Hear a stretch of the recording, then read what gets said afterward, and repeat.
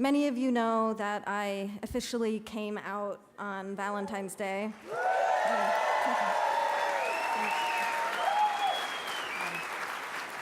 And one of the best things about it was the way it enabled me to publicly show support for the people who inspire me and give me courage. And I'm here to do just that tonight for one of my heroes, Laverne Cox.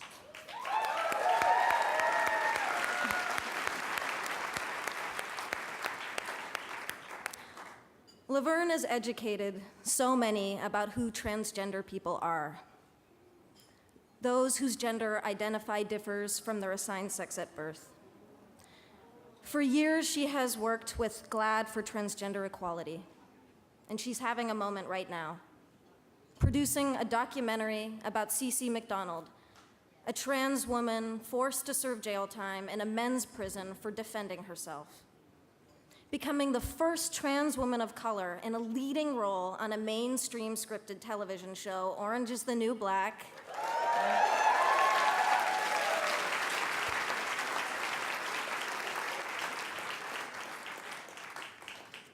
Laverne also scored a huge success for the LGBT community when she made headlines by speaking the truth about trans women to Katie Couric and her viewing audience.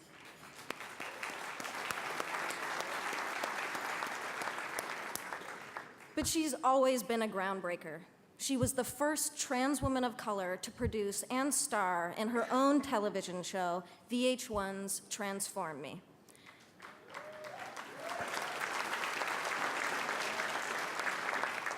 She was also the first trans woman of color to appear on an American reality TV show, Glaad Media Award winner, I Wanna Work for Diddy on VH1. She did not win the job, okay, but thank God, because can you imagine what we would have lost if Laverne just ended up working for Diddy? Laverne is working for us. Every LGBT person, questioning teen, and straight ally who thinks the world should be a more kind, compassionate, interesting, beautiful place where we try to bond over the ways in which we are alike instead of attacking each other for our differences. Glaad gives the Stephen F. Kolzak Award to openly LGBT media professionals who have made a significant difference in promoting equality for the community. This year, it is an absolute honor to present it to an LGBT icon and longtime friend of Glaad, Laverne Cox. Oh my goodness, wow. Thank you so much, Glaad, for this amazing honor. I am so happy to accept the Stephen F. Kolzak Award this evening. How you feeling tonight, Glaad? You doing okay? I have to say I'm really overwhelmed. I'm still not used to getting awards. I'm an African-American transgender woman from a working class background raised by a single mother. We are not programmed to think we should receive these kinds of awards, but I'd like to think that things are changing.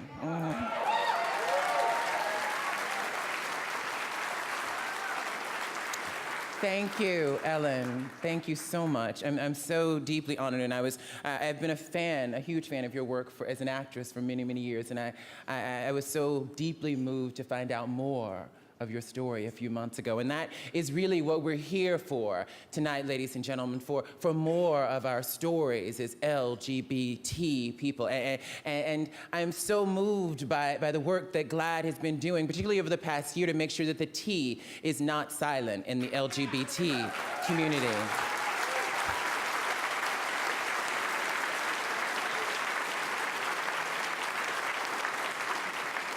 Last year, I got to serve on a panel of all trans people of color that Glaad organized for the National Organizing Institute at the LGBT Center in New York City. I was really proud of that, and I'm really proud that Glaad helped Cece McDonald come to New York City for the first time to tell her story to various media outlets. Glaad made that happen. And I was on a Google Hangout when they were doing media training for CC McDonald, as she prepared to tell her story to the world after being incarcerated for 19 months. So we should make some noise for Glaad, for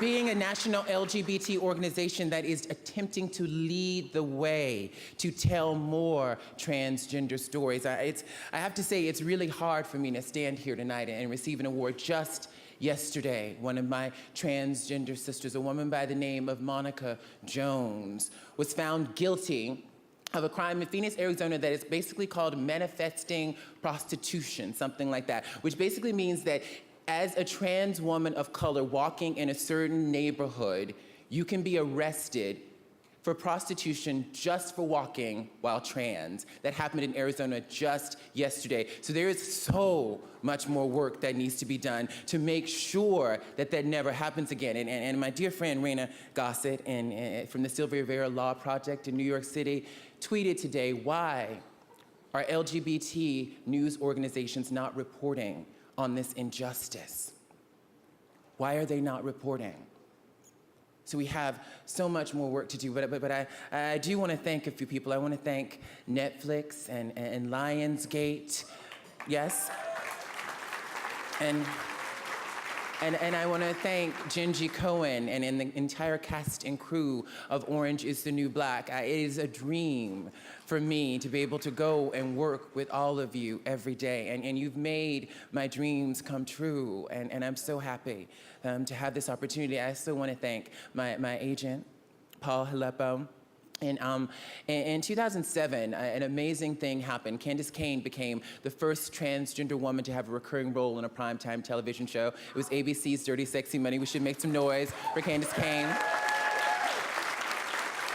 I would not be here if it weren't for Candace Cain. And in 2007, after Candace Cain had that moment, she's a major possibility model for me. I made postcards, and I sent them to about 500 agents. The whole actor sending out postcards, old thing. And I got about 4 meetings, and one of them was with Paul Haleppo. And I have to tell you that my first audition with him, I kind of choked. It really didn't go well, but Paul saw something in me that day that I didn't quite see in myself. And I love you, Paul. And Paul is like this amazing agent who makes you feel like you are his only client. And he has done so much for me. And for years, this is a big deal. For years, I did my first movie like 16 years ago. And for years, I was trying to have a career as an actor, doing what I love to do most, and was told repeatedly by agent after agent that they didn't know what to do with me, that I would not work. And Paul, I wouldn't be here if it weren't for Paul, so thank you so much.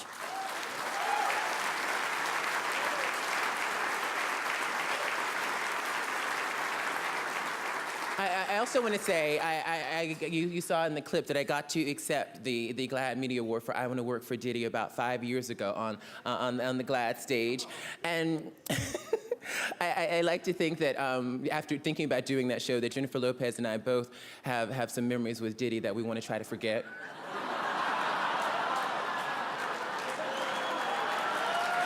I'm sorry, Ms. Lopez. I had to do, I don't know you like that. I'm sorry.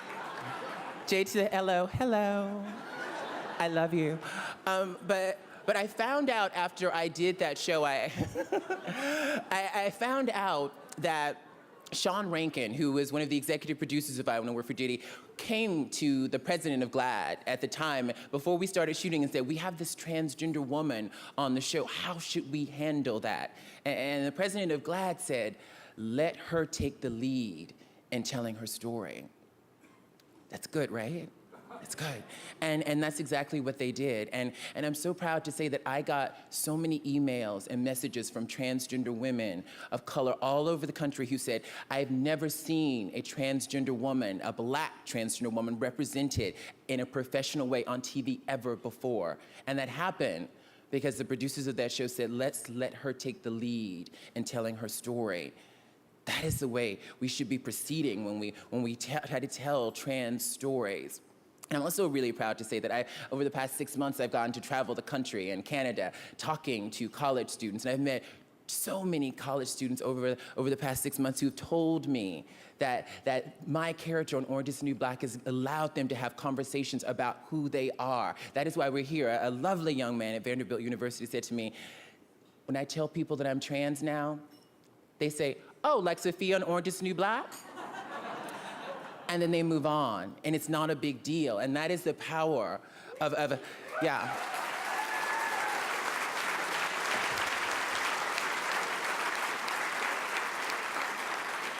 That is the power of what our media representations can do if we have the courage to tell truthful stories. Gingy Cohen, I don't think when she was writing, came up with the idea for the show, said, I want to change the way transgender people are represented on TV. I think she just said, I want to tell human stories.